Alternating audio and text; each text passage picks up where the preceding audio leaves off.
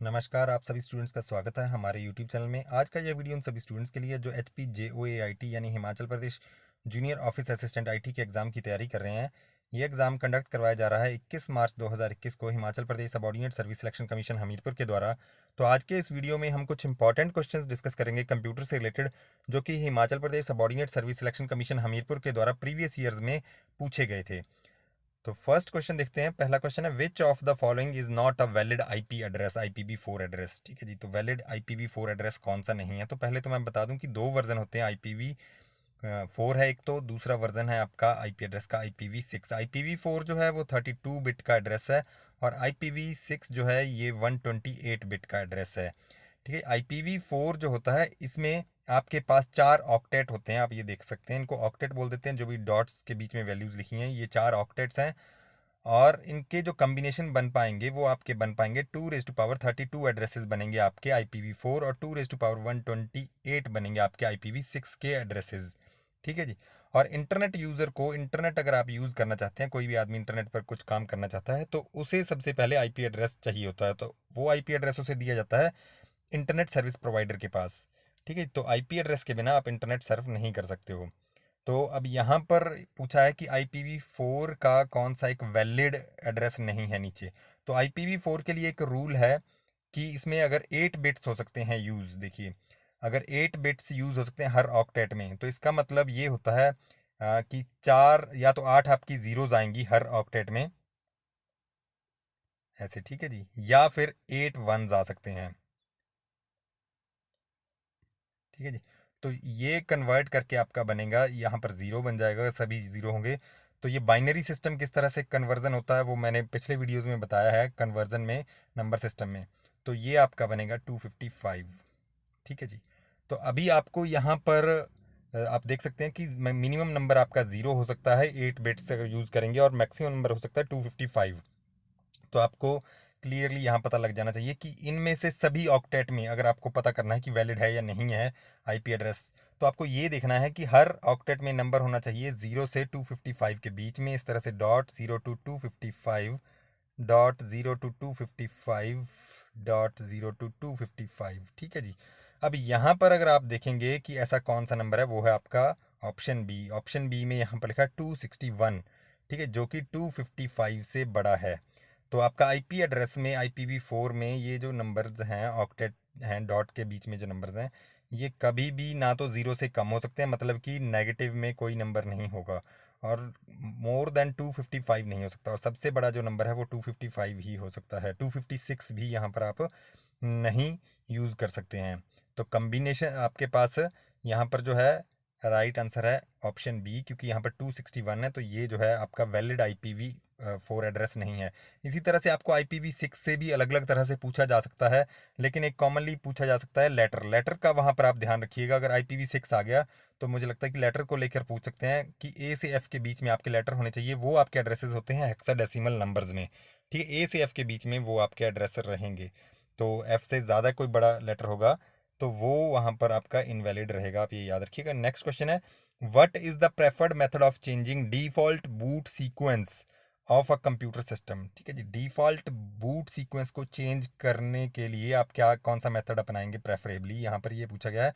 तो boot sequence क्या होता है? बूट सीक्वेंस होता है जो भी आपका ऑपरेटिंग सिस्टम है, ठीक है जी, उसको लोड किया जाता है पहले मेमोरी में, मेन मेमोरी में कंप्यूटर के द्वारा। तो जब मेन मेमोरी में वो लोड होता है आपका ऑपरेटिंग सिस्टम, ठीक है जी, तो उसका भी एक कंप्यूटर का अपना एक सीक्वेंस होता है। वो सारे डिवाइसेस जो भी उसमें रहते हैं उन सभी को चेक करता है। ये देखिए, सबसे पहले ये देखेगा कि उसके फॉर एग्जांपल कि हार्ड डिस्क में देखेगा कि ऑपरेटिंग सिस्टम हार्ड डिस्क में है, तो वहाँ से ये लोड कर देगा। फिर आपका सीडी में देख सकता है, ठीक है, इसी तरह से आपका डीवीडी ड्राइव में देख सकता है वो कि वहाँ पर उसके अंदर डीवीडी में या सीडी में कोई ऑपरेटिंग सिस्टम है, या फिर आपका फ्लॉपी में आपका ऑपरेटिंग सिस्टम है। ठीक है, इसी तरह से अगर आपका फ्लैश ड्राइव है आपका तो उसमें अगर कहीं ऑपरेटिंग सिस्टम है तो वहाँ से वो लोड करेगा, या फिर नेटवर्क से। तो वो सेटिंग्स होती हैं। तो ये डिफ़ॉल्ट जो सेटिंग्स हैं, ये जो मैन्युफैक्चरर के द्वारा फैक्ट्री जब वो बनता है तो फैक्ट्री सेटिंग्स होती हैं ये। ठीक है जी, फैक्ट्री सेटिंग्स को आप चेंज कर सकते हैं। तो कैसे चेंज कर सकते हैं? तो इसमें राइट ऑप्शन है आपका ऑप्शन ए बायो सेटिंग्स में जाकर। ठीक है, बायो सेटिंग्स में आप कैसे जाते हैं, हर सिस्टम का ये अलग अलग बायो सेटिंग में जाने का प्रोसीजर होता है। फंक्शन की को दबाकर आप जा सकते हैं, जैसे F12 को जैसे ही कंप्यूटर आपका ऑन होता है और जिस टाइम पर ऑन हो रहा होता है तो स्क्रीन शुरू में आप देखेंगे कि ब्लैक होती है अभी, तो उसी टाइम पर अगर आप F12 दबाना शुरू कर देंगे कुछ कंप्यूटर्स में, कुछ सिस्टम्स में, तो वहाँ पर आप बायोस सेटिंग्स में जा सकते हैं उसके माध्यम से। तो बायोस की फुल फॉर्म क्या होती है, बेसिक इनपुट आउटपुट सिस्टम। तो यहाँ पर आप बायोस याद रखिएगा, बेसिक इनपुट आउटपुट सिस्टम। तो बेसिक इनपुट आउटपुट सिस्टम है ये, जो है एक तरह से फर्मवेयर है। ठीक है जी, ये फर्मवेयर कहाँ रहता है आपका, फर्मवेयर ये रहता है आपका रोम के अंदर, रीड ओनली मेमोरी के अंदर। मैन्युफैक्चरर के द्वारा ही ये चीज़ें यहाँ पर डाल दी जाती हैं। तो सबसे पहले आपका बायोस जो है वो काम करता है, जैसे ही आप ऑन करते हैं बेसिक इनपुट आउटपुट सिस्टम वो काम कर देता है, ये फर्मवेयर काम करता है। ठीक है, उसके बाद ये पोस्ट करता है, POST, power on self test करता है आपका कंप्यूटर। तो ये देखता है कि बेसिक इनपुट आउटपुट सिस्टम जो है कंप्यूटर का ठीक है, जितने भी कोई भी पेरीफेरी में डिवाइसेस लगाए हैं, कीबोर्ड लगाया है, कोई भी डिवाइस लगाया है इस तरह से, वो सारे ठीक तरह से काम कर रहे हैं या नहीं। उसके बाद जो है वो आपका लोड होगा ऑपरेटिंग सिस्टम मेन मेमोरी में। तो ये जो लोड होने का सीक्वेंस है कि किस तरह से कौन कौन से डिवाइसेस वो सीक्वेंस में चेक किए जाएंगे, तो उसको बोल देते हैं डिफ़ॉल्ट बूट सीक्वेंस। वो अगर फैक्ट्री सेटिंग के अनुसार बनाओ और उसको आप चेंज कर सकते हो उस सीक्वेंस को। तो इसमें राइट आंसर है बायो सेटिंग्स में आप जाकर ये चीज़ें चेंज कर सकते हो। नेक्स्ट क्वेश्चन है, which of the following memory types is placed between CPU and main memory. ठीक है जी, to speed up the memory operations. तो यहाँ पर दो चीज़ें आपको पता चलती हैं कि CPU जो होता है ये बहुत ज़्यादा फास्ट काम करता है। ठीक है, CPU इतना फास्ट करता है कि सेकेंडरी जो मेमोरी है आपकी, हार्ड डिस्क ड्राइव है या फिर आपका सॉलिड स्टेट ड्राइव भी है, वो भी इतनी फास्ट काम नहीं करती जितना कि आपका CPU काम करता है। ठीक है, CPU बहुत ज़्यादा तेज़ काम करता है, तो इसीलिए हम मेन मेमोरी एक लगा देते हैं। ठीक है, मेन मेमोरी यानी कि रैम आप लगा देते हो, एक बीच में रैंडम एक्सेस मेमोरी एक लगाते हो। ठीक है, CPU और सेकेंडरी मेमोरी के बीच में आप रैम लगा देते हो, लेकिन रैम भी जो है वो आपकी इतनी ज़्यादा फास्ट नहीं होती जितना आपका CPU होता है। तो इन दोनों के बीच में एक मेमोरी लगाई जाती है जिसे बोला जाता है कैश मेमोरी। ठीक है जी, तो कैश मेमोरी की स्पीड आपकी रैम से भी ज़्यादा होती है। और जो एक्चुअल प्रोसेसिंग होती है वो होती है आपकी रजिस्टर्स में। रजिस्टर्स लगे रहते हैं आपके CPU के ऊपर ही, CPU सेंट्रल प्रोसेसिंग यूनिट। ठीक है जी, CU कंट्रोल यूनिट और ALU को मिलाकर आपका बनता है CPU। नेक्स्ट क्वेश्चन आपका है, तो इसमें जो आपका राइट आंसर था वो आपका था option B, cache memory. Next question है, IDE, SATA, PATA, SCI are popular interfacing standards for. ठीक है जी, ये कुछ आपके इंटरफेसिंग स्टैंडर्ड्स बताए हैं। ठीक है जी, तो ये किस चीज़ के इंटरफेसिंग स्टैंडर्ड्स हैं, ये हैं आपके हार्ड हार्ड डिस्क ड्राइव। इसमें राइट ऑप्शन है option D, hard disk drive और मदरबोर्ड को किस तरह से कनेक्ट किया जाता है। ठीक है जी, वो चीज़ कहलाती है इंटरफेस। ठीक है जी, तो हार्ड डिस्क ड्राइव और मदरबोर्ड के बीच में जो इंटरफेस है वो कौन से हैं, वो इस तरह के इंटरफेसेस हैं आपके, IDE, ठीक है जी, साटा, PTA पाटा एंड SCSI। तो ये आप देखिए, जो IDE आपका है, ठीक है जी, इंटीग्रेटेड ड्राइव, तो ये जो आपका सबसे पुरानी टेक्नोलॉजी है यहाँ पर। तो IDE को ही कई बार पैरेलल एडवांस टेक्नोलॉजी, ठीक है जी, पैरेलल एडवांस्ड टेक्नोलॉजी अटैचमेंट पाटा कह दिया जाता था IDE को ही। और पैरेलल के बाद आपका इससे एडवांस जो आजकल यूज़ हो रहा है सिस्टम, वो हो रहा है आपका साटा। ठीक है जी, सीरियल एडवांस टेक्नोलॉजी अटैचमेंट। तो ये पाटा और साटा आपके हार्ड डिस्क भी हैं और ये आपका इंटरफेस भी है। और SCI जो है ये आपका हुआ स्मॉल कंप्यूटर सिस्टम इंटरफेस। ठीक है, स्मॉल कंप्यूटर सिस्टम इंटरफेस जो है ये बिल्कुल ऑब्सोलीट हो चुका है आज की डेट में, कहीं भी यूज़ ये आपका इंटरफेस नहीं होता है। तो प्रेजेंट डे में आपका साटा है, कहीं कहीं पाटा भी यूज़ होता है।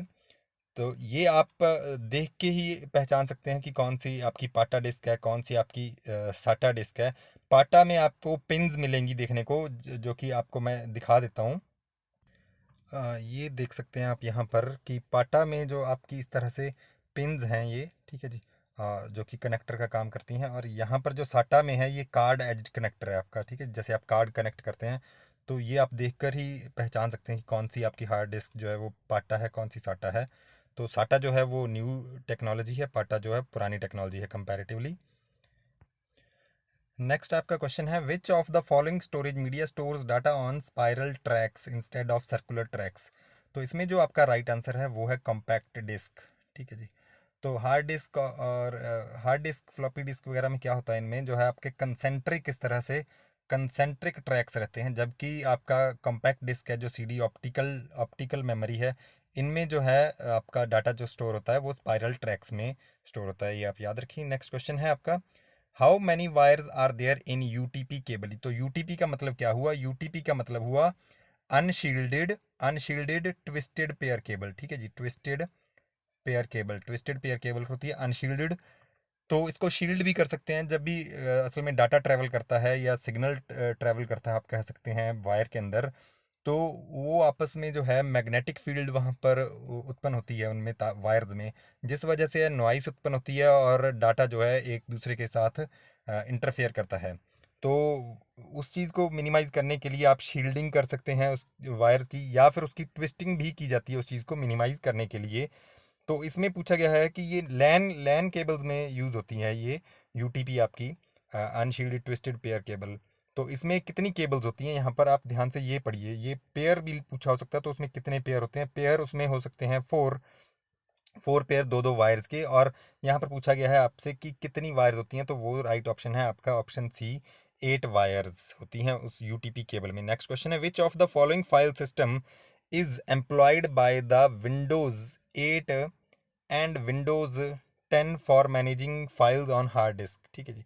तो इसमें जो राइट आंसर है वो है option D, new technology file system, NTFS। ठीक है जी। तो EXT जो है ये लिनक्स कर्नल में यूज़ होता है। ठीक है जी। और जो आपका NFS है, नेटवर्क फाइल सिस्टम, ये क्लाइंट सर्वर में यूज़ होता है। तो फाइल सिस्टम होता है कि किस तरह से फाइल्स आपकी मैनेज होंगी, अगर आप डाटा डिलीट कर देते हो तो कहाँ पर वो जाएगा, कैसे रहेगा, तो किस तरह से वो रिट्रीव की जा सकती हैं चीज़ें, तो कहाँ कहाँ उसका एड्रेस रहेगा।